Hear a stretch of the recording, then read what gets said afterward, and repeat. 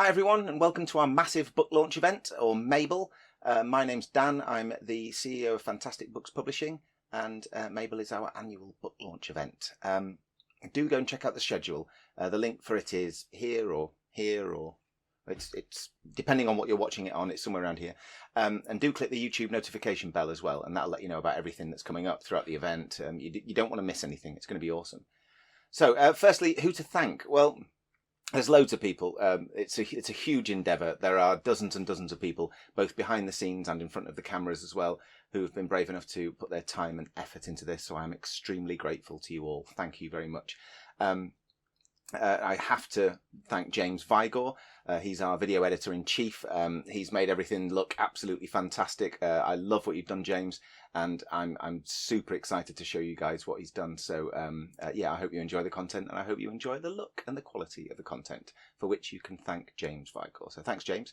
The subtitles, the various graphics and stuff he's put on the videos, the editorial decisions he's made with the videos themselves as well are really, really clever. And I couldn't have produced anything even close to what he's produced for you guys. So you're very lucky, and I'm very grateful. Thanks, James. Now then, there's so many people. I don't want to miss anyone super duper important, and everyone's super duper important, because this is a proper cooperative effort. Huge thanks, obviously, to all the authors who've taken part and putting their hard work in to not only produce their own promotional materials that they can use forever going forward, but also to for the MABLE specific stuff that we're going to be using for this event. So thanks, guys. You're all legends. Well done. It looks great. It looks great. Fantastic. Special thanks to Kate Russell, of course, for the introductions for each of the videos. Thank you, Kate. Filmed from her wonderful ferret house. Wondering what ferrets have got to do with a massive book launch event? Well, you're going to have to keep watching, aren't you? And you'll find out. But there is a link, and it's not so tenuous.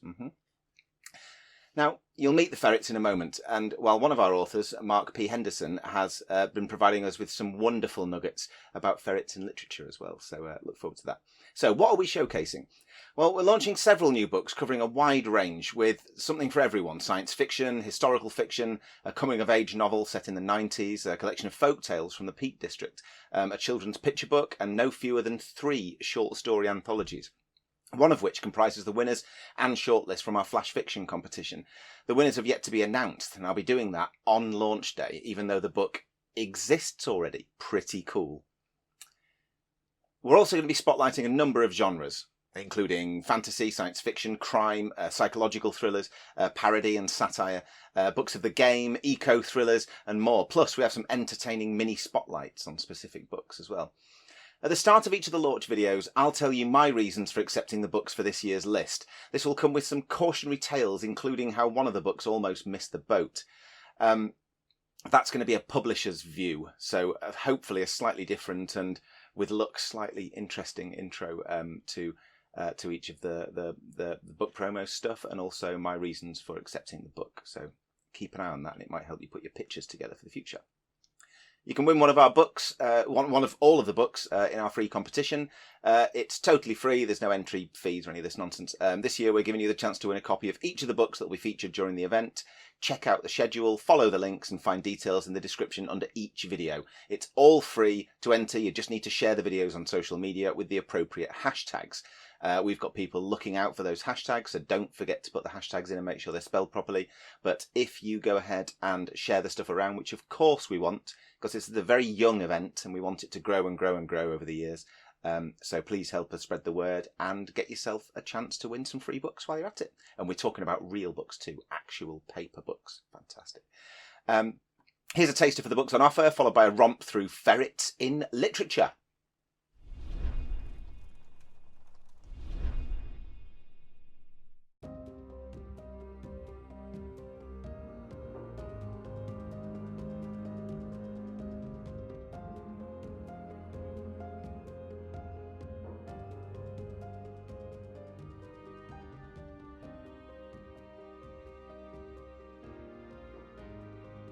Science fiction from Alan R. Payne, a fast-paced interstellar adventure.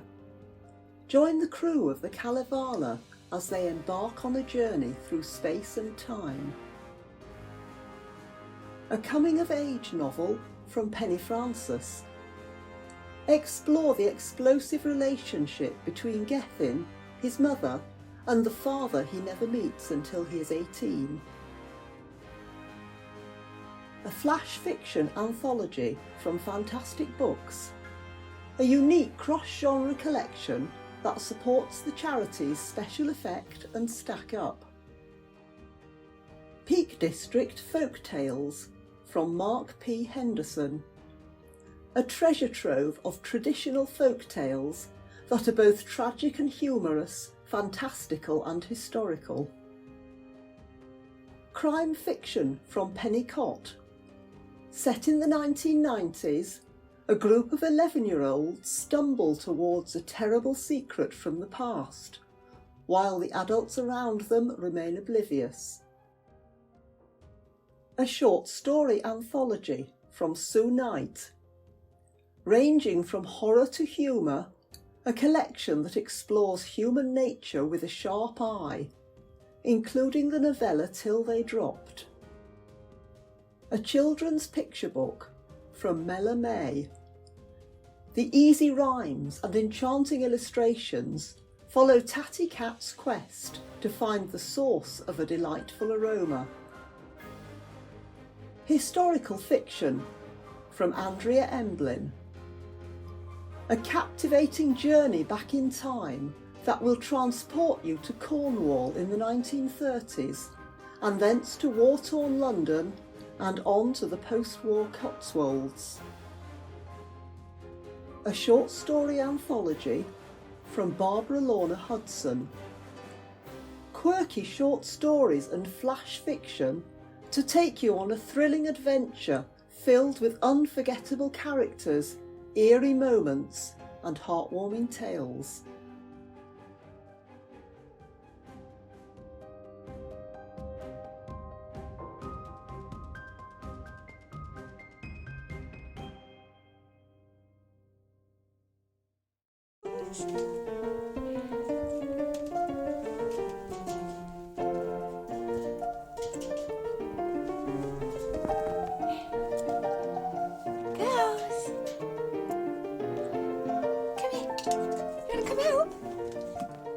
I'm Mark Henderson.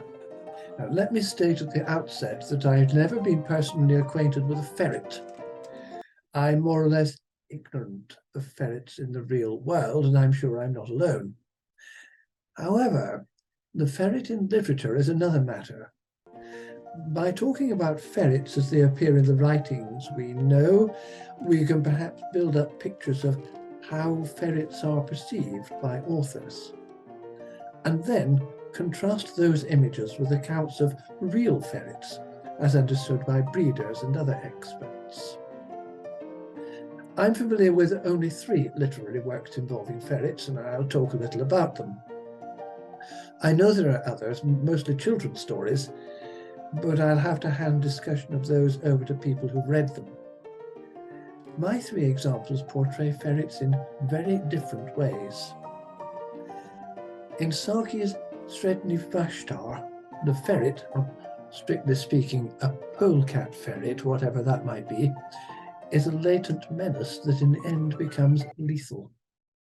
Saki, whose real name was Hector Hugh Munro, was an Edwardian short story writer whose attitudes and values might seem unpalatable to modern readers, but he was a master of the form and a truly great writer. It's been said that Saki was incapable of writing a dull sentence. Most of his stories are amusing and some are hilarious, but a few are dark and even horrific. They often involve children or animals taking revenge on adults who misunderstand or mistreat them. Sredni Vashtar is an example. It's told from the point of view of 10-year-old Conradin, who appears to be terminally ill, perhaps because his heartless guardian, a tight-laced older cousin, wastes no opportunity to be cruel to him. Conradin loves his pet hen, and is also given the polecat ferret by a sympathetic butcher's boy. He keeps this creature in a cage in the shed, visits it regularly, is rather scared of it, and treats it as a demigod. Perhaps the name he gives it, Shredni Vashtar, combines a word sounding like shred with a name that could pass for that of an Indian god. No. Anyway, the cruel guardian gives the hen away, and Conradin is heartbroken, but hides his distress.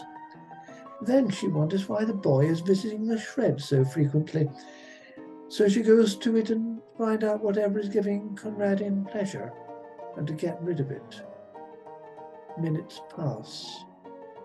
Then the polecat ferret emerges from the shed, teeth and jaws covered with blood. The servants weep and wail.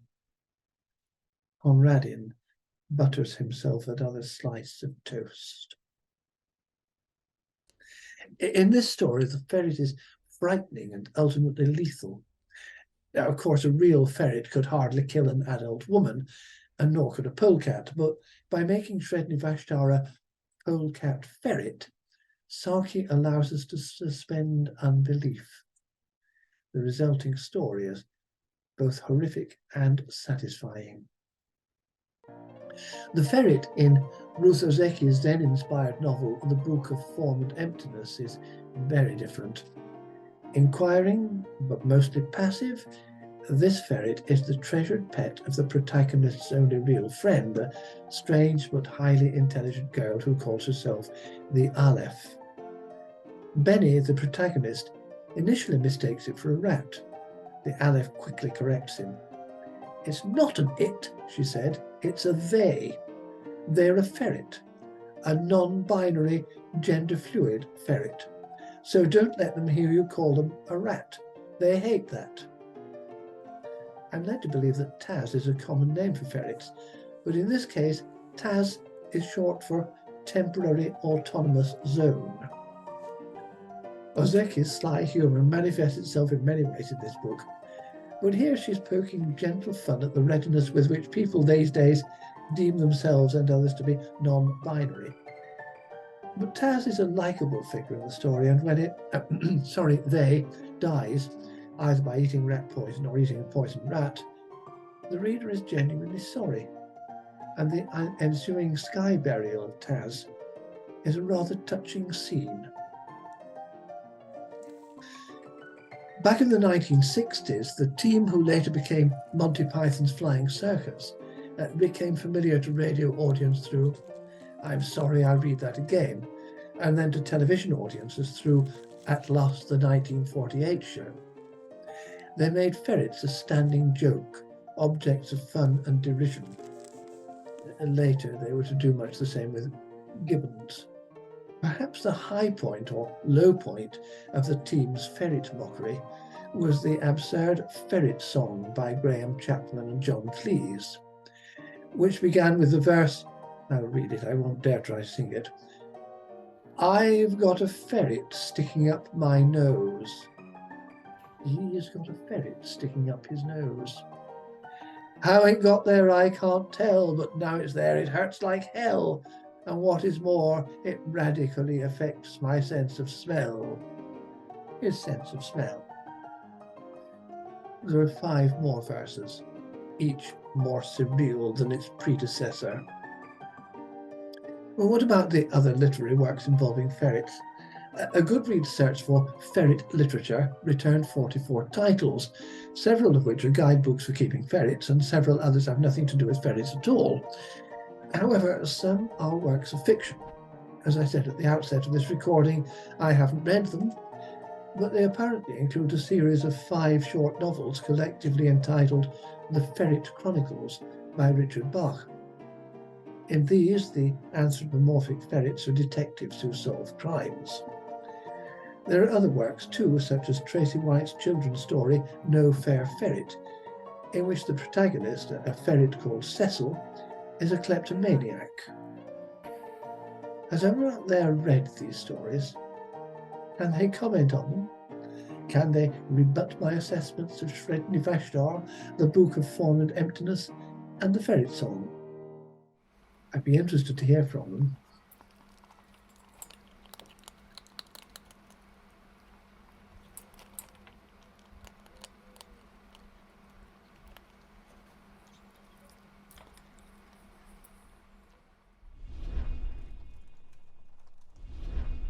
And if you can't join us for the live premieres, please bookmark the schedule and the individual videos to watch later. You can enter the competition for any of the books during the event and for up to a week afterwards. So thank you very much for joining us. I hope you enjoy this year's MABLE and enjoy the ride.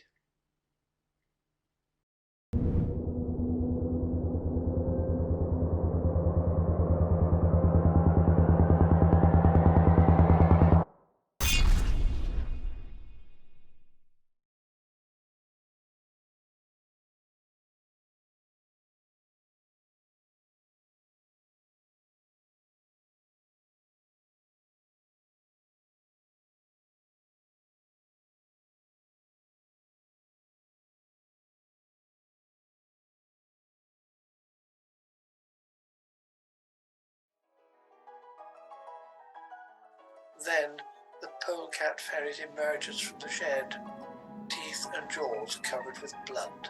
The servants weep and wail. Yep, perfect.